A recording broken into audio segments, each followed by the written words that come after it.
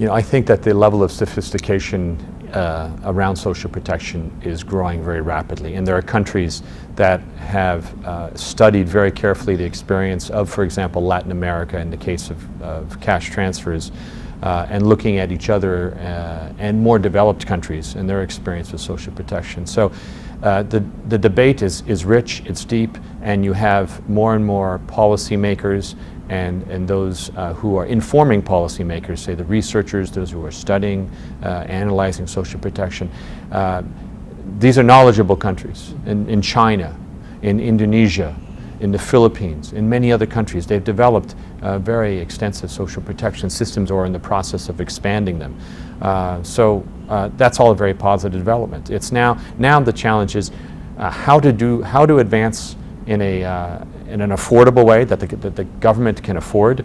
And one of the great challenges is that you have oftentimes a fragmentation of programs that are adopted over time. A social insurance program over here, a social assistance program, they overlap sometimes. They create perverse incentives, paying people not to work when they might want to work. In general, there's a particular lack of investment in labor market programs.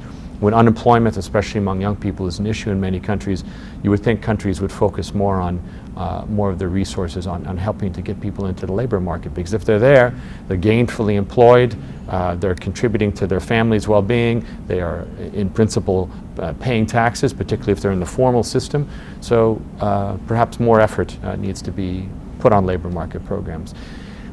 I would just stress it's important to take each country on its own. And obviously the level of development of the country will influence where they want to concentrate their efforts. If it's a very, very poor country where poverty is still very high relative to others, you might want to put more effort into social assistance. Just get them out of poverty. But as countries advance, they're going to be looking at developing broad-based social insurance systems, including health insurance. That's a tendency you'll tend to see.